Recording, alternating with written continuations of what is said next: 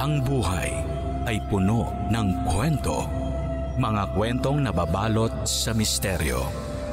Liham ng gabi. Liham ng gabi. Naniniwala ka ba sa evil eye? Iyon bang mga tingin ng mga taong may inggit sa'yo o nagnanais ng hindi magagandang bagay para sa'yo? Ang bida sa ating kwento na si Donna, may karanasan sa evil eye. Ano nga ba ito? Magandang gabi, ako si Lady Gracia at ito ang Liham ng Gabi. Liham ng Gabi. Liham ng Gabi. Mahilig magkwento si Donna ng achievements at plano niya sa buhay sa mga tao sa paligid niya. Hindi siya mayabang pero sadyang natutuwa at proud siya sa mga nakamit niya na kanya namang pinaghirapan.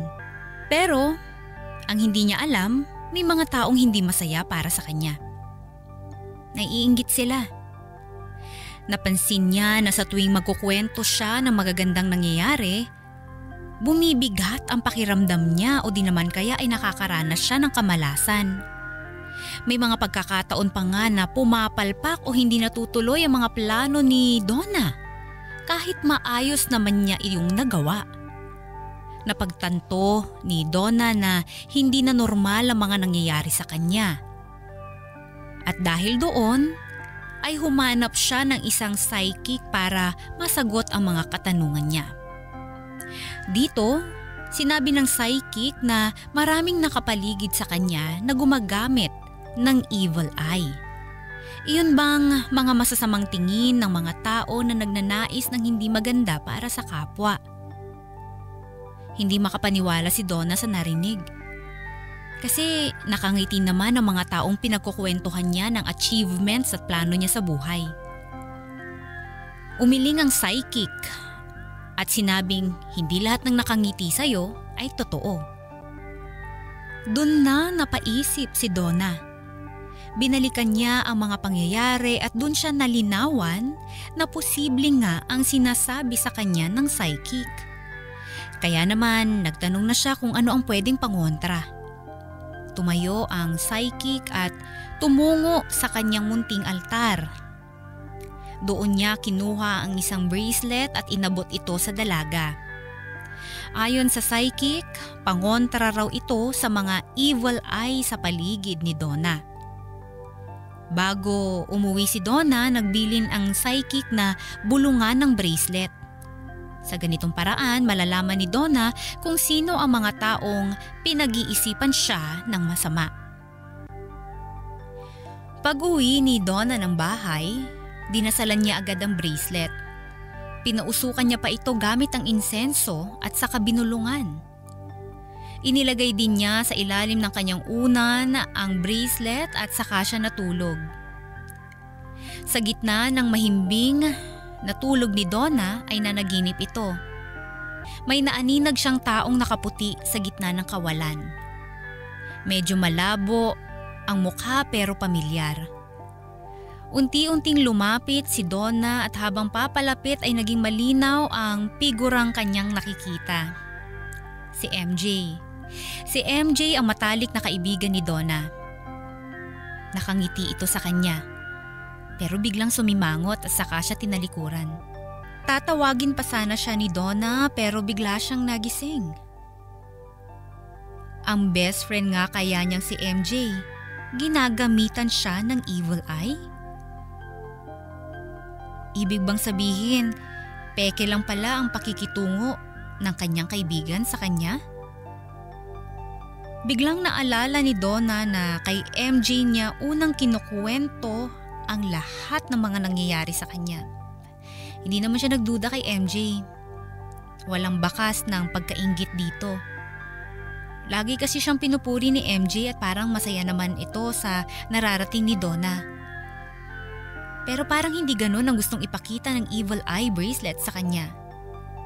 At totoo nga, kinabukasan nalaman ni Donna na naaksidente si MJ. Doon na naisip ni Donna na baka iginanti siya ng evil eye bracelet na suot niya. Mula noon, hindi na siya nagkwento pa kay MJ ng mga plano niya at achievements sa buhay. At tuluyang gumaan ang buhay ni Donna. Liham ng gabi. Liham ng gabi. Natuwa na si Donna sa evil eye bracelet niya. Ilang beses na kasi nitong napatunayan ang kapangyarihan ng bracelet na iyon para tablahin at kontrahin ang mga evil eye sa paligid niya. Kampante si Donna na safe ang achievements at plano niya sa buhay kapag suot niya ang bracelet na iyon. Alagang-alaga nga rin ni Donna iyon eh. Lagi niya itong pinapausukan sa insenso, hinuhugasan sa tubig habang dinadasalan. At lagi niyang inilalagay sa ilalim ng kanyang unan para hanggang pagtulog ay mabantayan siya nito. Hindi natakot si Donna na magkwento sa mga tao ng achievements at plano niya. Maliban syempre kay MJ. Hindi na siya nagkwento kailanman kay MJ na mga ganap niya sa buhay. Pero isang araw, parang bumigat muli ang kanyang pakiramdam. Gusto niyang isisi kay MJ dahil baka naiinggit na naman ito sa kanya at pinapadalhan siya ng evil eye. Pero walang balita si MJ tungkol sa buhay ni Donna, kaya malabong mangyari iyon. Bumulong muli si Donna sa evil eye bracelet niya para ipakita sa kanya kung sino ang nagpapadala ng evil eye sa kanya. Pero wala siyang napanaginipan na kahit sino. Sino nga kaya nagpapabigat muli ng aura at pakiramdam ni Donna? Isang araw, pinakita rin naman iyon sa kanya. Nanalo si Donna ng mamahaling cellphone sa isang raffle na sinalihan niya sa isang grocery store. Agad siyang umuwi ng bahay para ipakita iyon sa kanyang kapatid.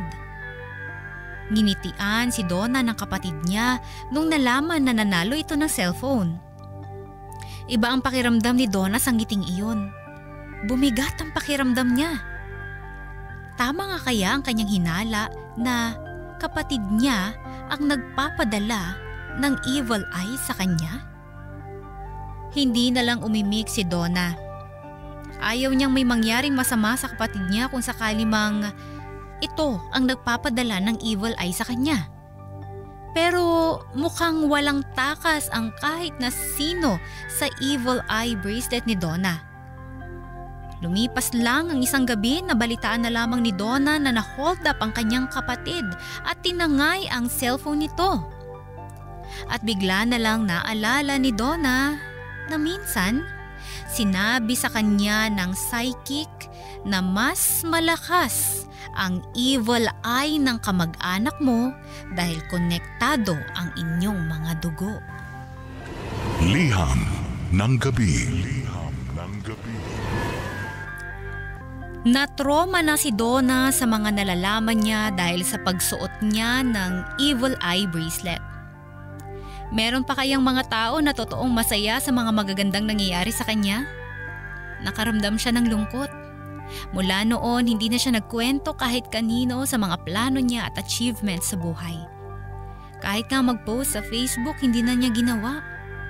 Nag-deactivate na siya ng social media accounts niya para lang masiguro na walang matang inggit ang kukontra at sisira sa blessings niya. Mula noon, naging magaan na ang buhay niya. Kahit nga ang pamilya niya, hindi na niya kinukwentuhan ng mga magagandang nangyayari sa kanya. Doon na nagtuloy-tuloy ang blessings niya. Tama nga ang ginagawa niya. Huwag ka na lang magkwento ng mga magagandang nangyayari sa iyo dahil hindi lahat ng tao ay totoong masaya para sa iyo. Hanggang isang araw, tinawagan siya ng kanyang best friend na si MJ. Ang saya ni MJ na nakausap niyang muli si Donna. Ibinalita nito na ikakasal na siya at kukunin siyang maid of honor. Ang daming kwento ni MJ sa mga plano niyang gawin sa kasal nito. Humingi pa nga siya ng opinyon kay Donna. Nakangiti si Donna na nagsuggest ng pwedeng gawin ni MJ sa kasal nito. Pagkatapos ng usapan nila, doon na nawala ang ngiti ni Donna. lumabas na ang totoong nararamdaman niya. Naiinis siya kay MJ dahil una, naalala ni Donna ang mga evil eye nito sa kanya noon. Ikalawa, nakaramdam siya ng inggit. Wala pa kasing 2 taon ang relasyon ni MJ at ng kanyang boyfriend, pero bakit mas nauna pa silang ikasal kaysa kay Donna at sa kanyang boyfriend na umabot na ang relasyon sa 7 taon? Matagal nang gustong magpakasal ni Donna, pero hindi pa siya inaaya ng kanyang boyfriend. Kaya ganoon na lamang ang inis niya na naunahan siya ni MJ na magpakasal. Para magpalamig, lumabas si Donna ng bahay para maglakad-lakad. Mabigat ang loob niya dahil sa sobrang inggit. Hinilingan niya na sana ay hindi matuloy ang kasal ni na MJ at mauwi iyon sa hiwalayan.